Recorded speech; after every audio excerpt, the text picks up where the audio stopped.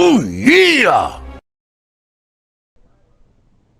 What's up, guys, and welcome to the first ever episode of Wrestling with Savage. And today I wanted to bring back an awesome fucking wrestling fan who I had on for my Royal Rumble episode a few weeks ago, Ronmower, Ronnie Green. Ronnie, say hello, buddy. Oh yeah!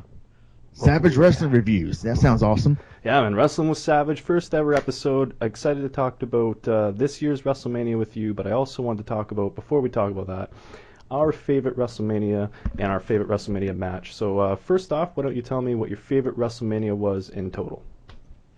That's kind of hard, but off the top of my head, I might have to say WrestleMania 17. Good choice. Houston, Texas. I remember the year before when I was watching WrestleMania 2000.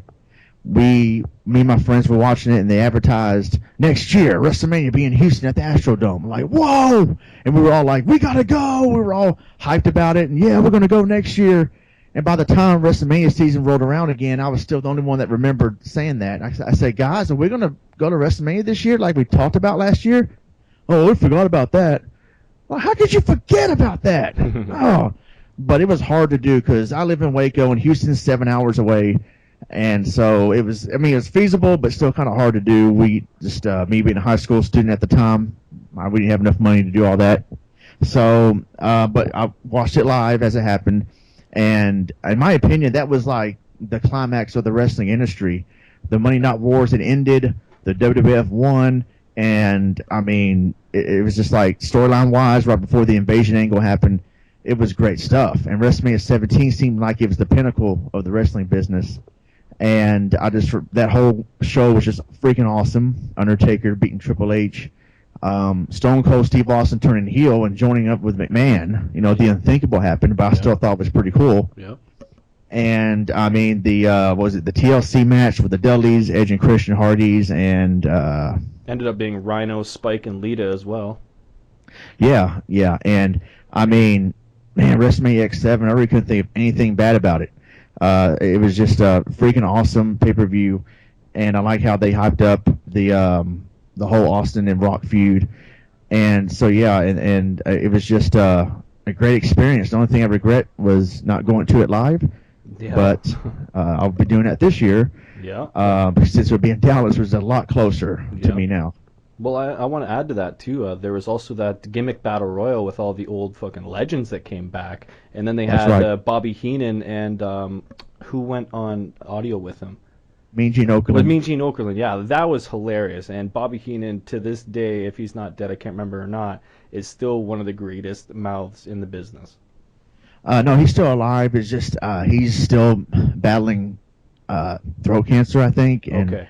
I think he lost his mouth or surgery to where he can't really talk anymore. Okay. So, I mean, and yeah, but I mean, I do remember the gimmick battle royal. Him and Mean Gene Okerlund were commentating.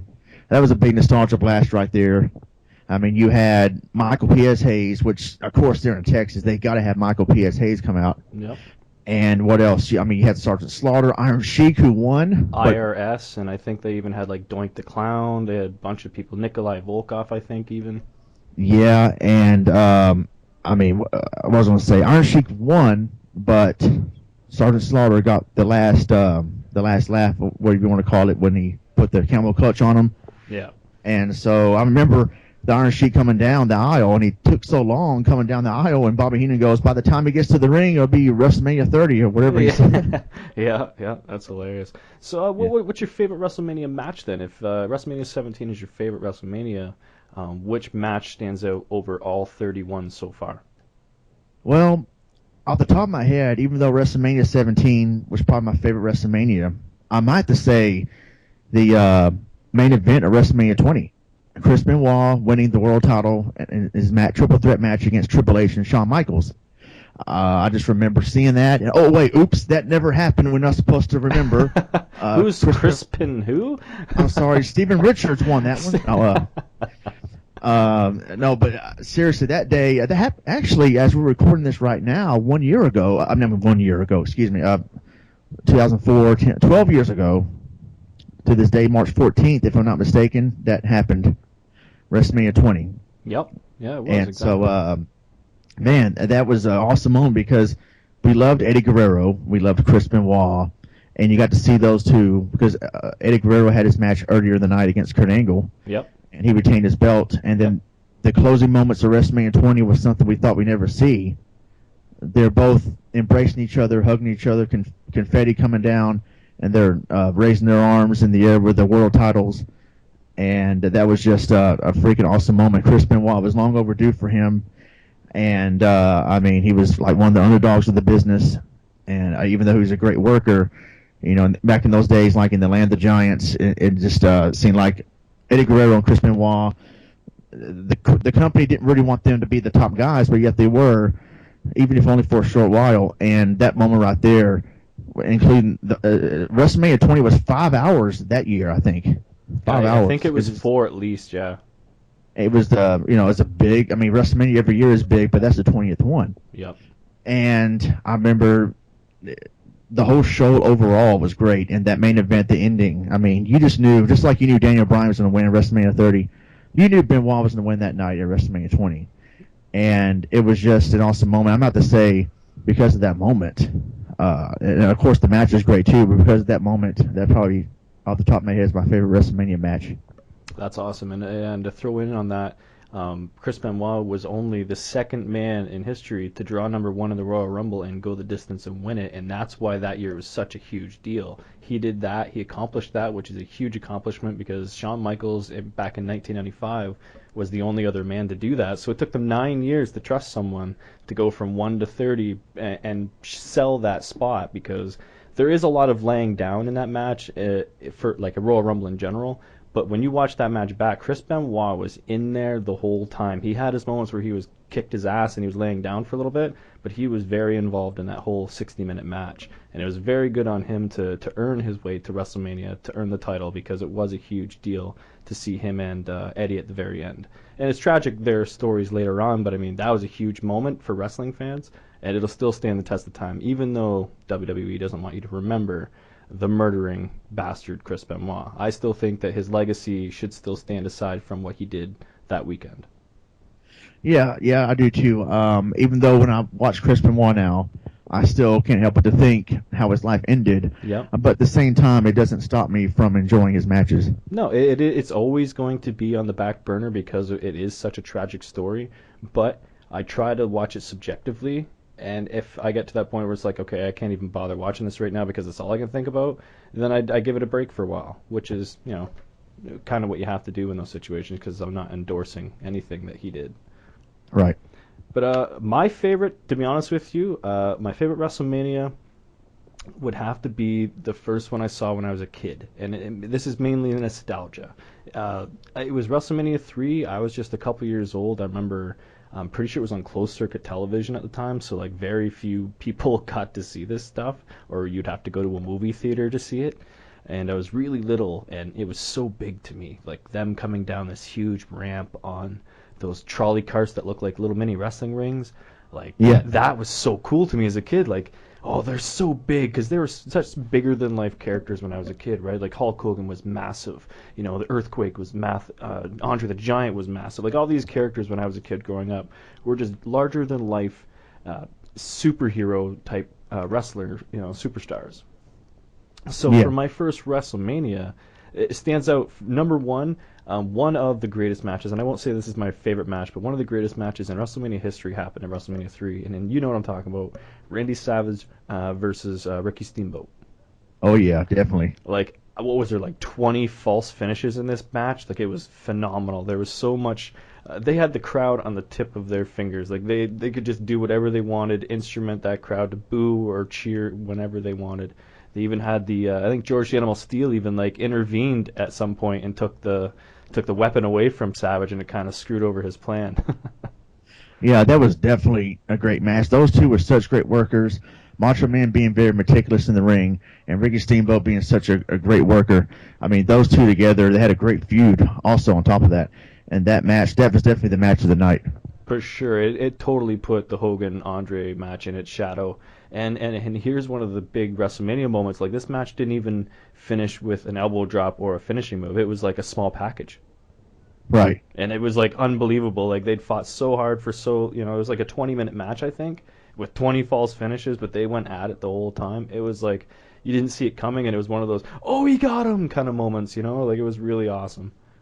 And Vince McMahon would always do that, like 1, 2, he got him, oh no, wait, Yeah, 2. oh no, he kicked it. Yeah, like Vince was so good at selling those types of things back in the day. I can only remember Gorilla. Who did the commentary with Gorilla? Was it Jesse at WrestleMania 3?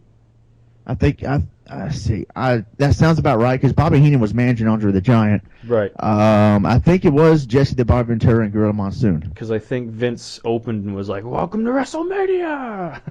Yeah. Yeah, so that was cool. That's probably my favorite WrestleMania, basically with nostalgia, because I agree with you. WrestleMania 17 was phenomenal. Pretty much from open to close, that was one of the greatest WrestleManias ever. WrestleMania 20 was also a pretty solid show, even though Brock and Goldberg fucking totally blew the shot at making that one of the greatest big man matches ever. They totally blew it. And whatever, they both got stunned at the end and they had to pay their dues to Stone Cold. But yeah, right. As for my favorite WrestleMania match, I would have to say, hands down, Shawn Michaels versus The Undertaker, #1 at WrestleMania 25. Oh yeah, that was when Undertaker almost killed himself. Oh, because that freaking idiot couldn't catch him on the outside. He was one of the, isn't he one of The Rock's family members? The guy that was supposed to catch him? I think he was Jimmy Snuka's son. Yep. And he was the cameraman. Yep, he was faking the cameraman, so he's supposed to catch him, and he totally didn't at all. And Undertaker landed, it looked like right on his head after jumping over the top rope to the floor. It looked so bad. And I was like, yeah, it's a testament to his career, too, and his endurance that he just kept going and kept pushing, because that was like a 40-minute match, I want to say. Like, it was pretty long. And it was the most emotionally balanced roller coaster story told match I think I've ever seen in my professional wrestling watching career. Yeah, and I remember a story my friend Dagger told me during that time when the Undertaker hit his head and he was looks like he's about to be counted out. Like, Shawn Michaels was really concerned. Like, he looked like Undertaker was really hurt. Mm-hmm. Like, he wasn't sure if he was going to actually make it in the ring. And so Shawn Michaels, when it shows Shawn Michaels during that match in the ring, it looked like, kayfabe-wise, it looked like he was praying, like he was on his knees praying for the Undertaker to be counted out so that Shawn Michaels would win. But in reality, he was actually praying that the Undertaker could get the strength to get back up and finish the match. Yep. So, I mean, that's a little tidbit that I heard from someone. I don't know if it's true or not, but whether it's true or not, that sounds funny. Well, but cool Shawn Michaels behind-the-scenes story, right? Because he did flip the script and become very religious, right?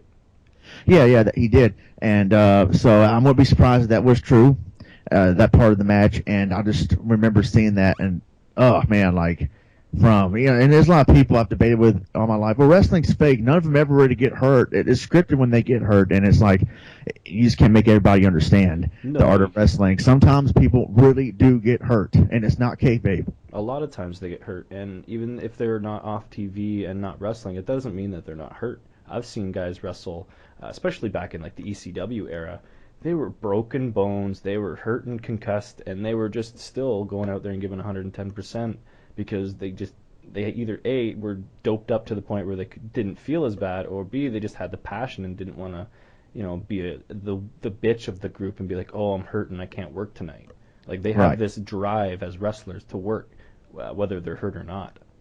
Exactly. And that match, it is scripted. It is scripted all the way through it, for the most part. But it is not fake in the sense that these guys are not putting their bodies on the line to put on a performance to make you watch. Is the Cirque du Soleil fake? Yes. Is it choreographed? Very much so. But if they miss one of those wires and that guy falls to the fucking ground, does that mean that's fake?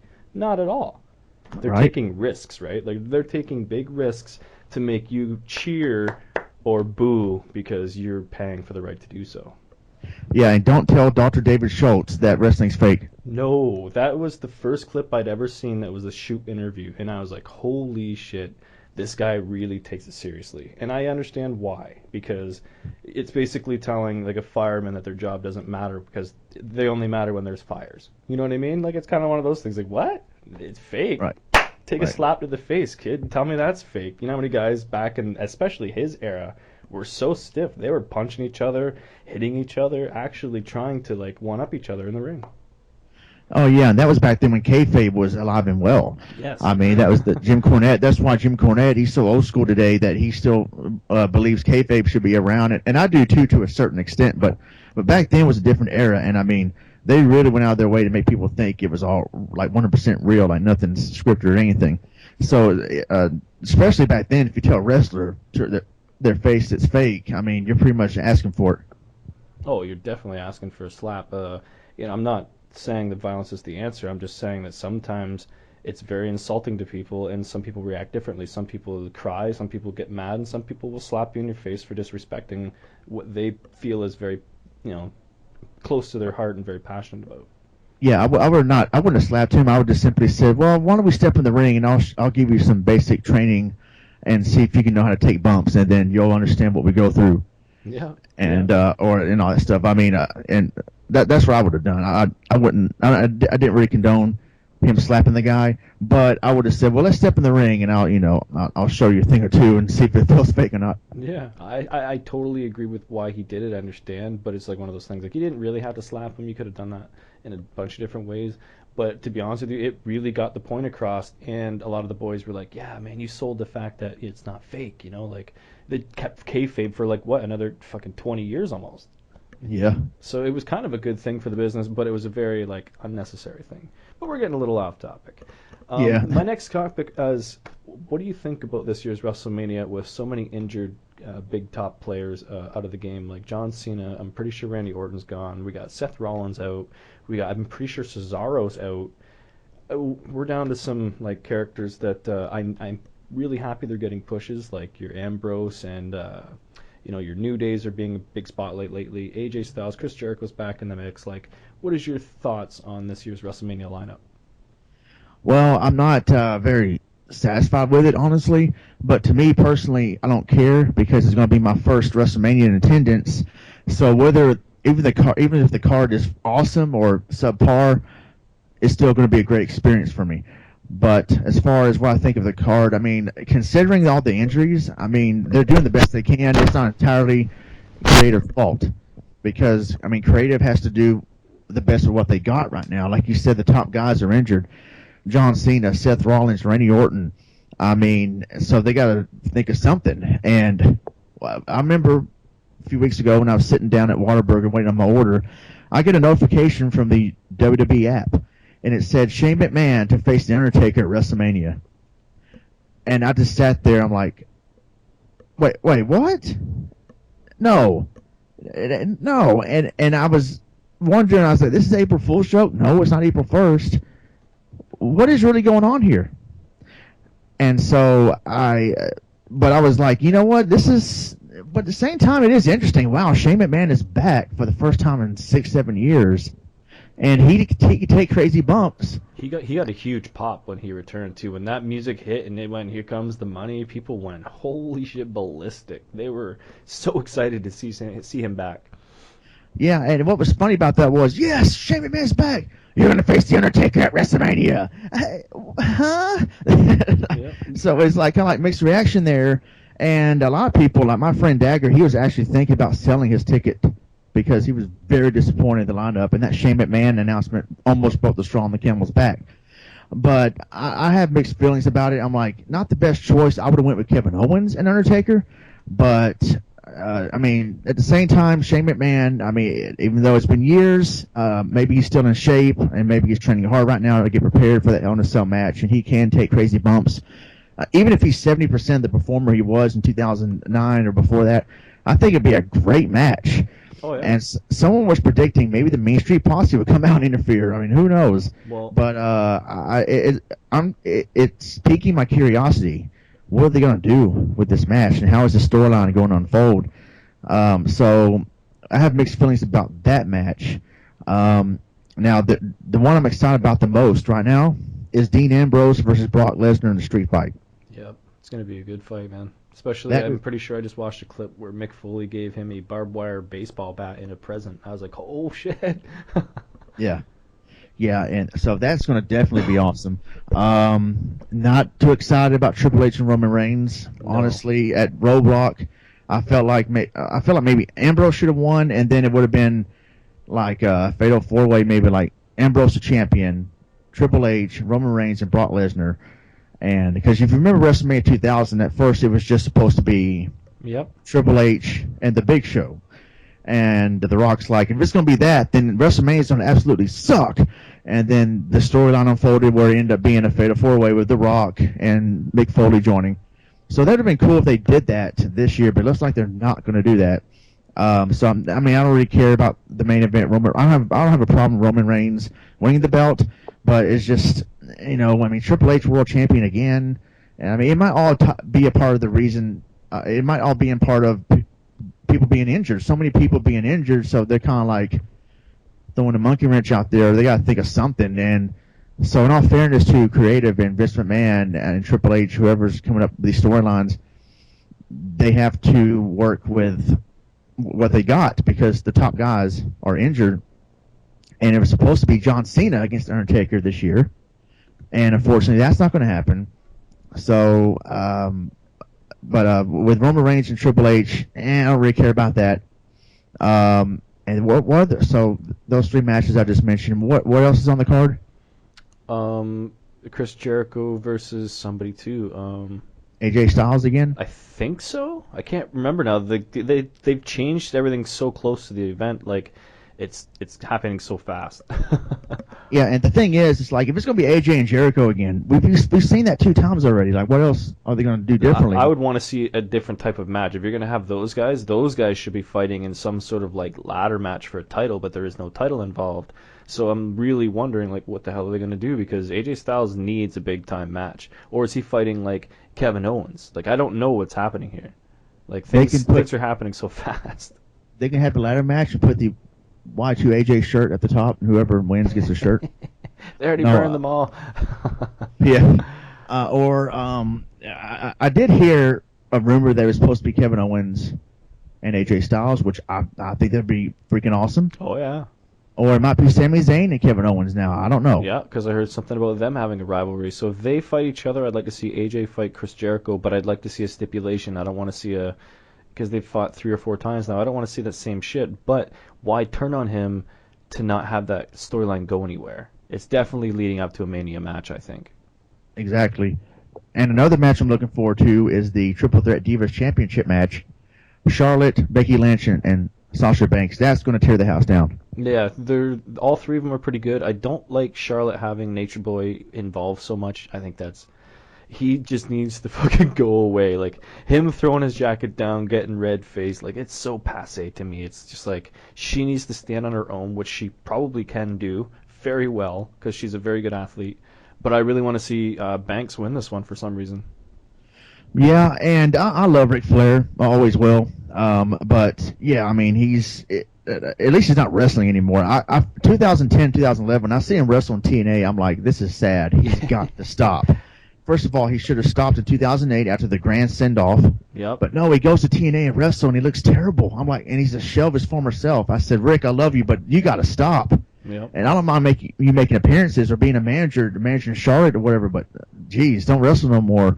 And so, but as Charlotte as a heel, like, she's taking after her father, cheating, and underhanded tactics. I have no problem with that. I have no problem with Ric Flair at ringside, but yeah, I see where you're coming from, man. It's definitely like, what we've seen it so many times. It is Ric Flair, but it's getting old. I just think it takes away from her character. She can be the flamboyant nature girl or whatever she wants to be, but having Ric Flair there just seems like almost like she wouldn't be where she is if they didn't follow that heel storyline with Ric Flair. Like, she could be a perfect heel without him, but him being there almost takes away from her. Because he is Ric Flair, and he's woo on the outside, and he's strutting, and he's taking his jacket off, and he's elbow dropping the fucking thing. Like, he's Ric Flair, right? Like, he's doing the crazy Ric Flair shenanigans over and over. So I think she would be better off eventually moving away from that. Even like if they want to turn her face, like, beat the shit out of Ric Flair. And then he goes away, you know what I mean? And she becomes this top face. Like, that would be a cool twist. Because we've seen the same old, you know what I mean? I'd like to see somebody new take the belt and move on with the storyline, and maybe if they want to challenge back and that girl becomes a heel, then maybe they'd have a twist where one of them turns face. Yeah, I wouldn't be surprised if, like, they have another father and daughter match just like they did with Vince McMahon and Stephanie. So Charlotte versus Ric Flair. and makes Flair tap out in the figure 8. Yeah, figure 8. He'd cry because he's probably actually dying in the match. yeah. He cries again. Yeah. No, he should have like sweet chinned his way to fucking retirement and left it at that. Right? Yeah. Yeah. So my thoughts on the main event are this: it should be Dean Ambrose involved somehow. I don't care if it's a triple threat. I don't care if it was him holding the title, fighting, what's his name, Reigns. I don't care, but I think that this is a Daniel Bryan situation where they're going to start pushing this guy really, really hard. The fan-wise, I mean, like they're going to get behind him because they're already behind him. He's already fighting guys like Brock Lesnar in legitimate fights and seems like he can actually handle himself a little bit, even though he takes like 12 fucking suplexes in a match. He seems like a viable opponent for big top guys. I think they're building him, man. Yeah. And like, I subscribe to PW Insider, and I listen to a lot of their audio content. And Mike Johnson made a good point saying, everybody mad about the Shane McMahon thing, a little off topic, but still related to what we're talking about. People are complaining about the whole Shane McMahon Undertaker thing. It's like, look, we still got plenty of time before WrestleMania. Anything can change. And he pointed out the WrestleMania 2000 main event where at first it was Big Show and Triple H. That changed, ended up becoming a 4-way match. So with this match, Roman Reigns and Triple H, it's still a possibility that something could change. Something could unfold, storyline-wise, somehow, some way, where Dean Ambrose could be thrown into the mix, and or the main event could be somehow changed some way. Yeah. Because there's no secret that Triple H and Roman Reigns, like not many people care. No. But if Dean Ambrose thrown in there, now things get interesting. It's very interesting. So there's still time for something to happen. I mean, we can only hope. Well, they could always do what they did in WrestleMania 30 and have it so that the winner between Brock and Ambrose goes on and fights in the championship fight for a triple threat match or something, right? Yeah. I'm all for that, even though I'm tired of seeing the same old shit with WWE. I just want to see some new stuff. But if that's the only way I can see Ambrose in the main event and possibly win the title, which is going to be a huge pop, because people will be like, oh, they might not do it, or they might just go with Reigns, blah, blah, blah. Like, he didn't sell those chair shots at the end of Fastlane. I was super pissed about. Like, don't sell chair shots when the match has been totally brutal, like, and just spear your way to a victory or whatever the hell he did. Like, come on. Right. Like, I just don't buy the Reigns movement. I'm okay with him being a very good athlete. He is, but he's just one of those guys that isn't ready because the fans aren't ready to accept him. Right. I'm not excited for the main event, I'll tell you that. I'm excited to see what they can do with it. I'm excited to see Shane McMahon versus Undertaker in that Hell in a Cell because they're both going to put on a good performance. The fact that Raw is on the line, the fact that there's already been leaked things saying like WWE versus Raw for the following night. So I'm interested. Maybe is that like a leaked spoiler that Shane wins, takes control of Raw, and becomes a split brand again? Because there's so many possibilities with him owning or being in control of Raw, in kayfabe situation or whatever. It could bring back that Attitude Era feel where it's like anything can happen now. Not just like Attitude hardcore stuff or storylines, just that you're not going to expect what happens on Monday Night Raw now. Yeah, and if Shane does win, it would be a shocker, but it won't be a major complete shocker because the streak's already broken, so big deal. Right, exactly. And Shane could be the two behind the 22 and 22 and 3, 2 and yeah, 2 and 2. Yeah. Lost count of the record now. Yeah. You don't even care now. Unless then Brock gets pissed because he's not the one anymore, and he has a feud with Shane. No, I'm just kidding. Yeah. So, but anything can happen. As Vince used to say, anything can happen in the World Wrestling Federation. Yeah. And so, anything happened this year at WrestleMania. I mean, it's sad that all these injuries have happened, but I mean, they're doing the best they can with what they got. To me personally, I'll still enjoy it because of the experience. My first time going. But we still got a few weeks left, and so anything could change, and hopefully the main event would be somewhat interesting. We'll have to see what happens.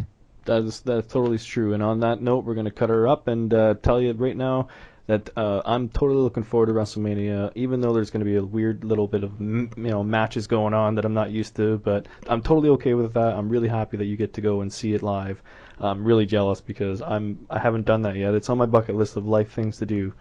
But I'm really happy for you. If you want to get some plugs in before we wrap her up, go ahead. All right, so for you video game fans out there, I review old school games, first impression reviews, let's checkouts, etc. on the Ronmower channel. The links are in the description box below.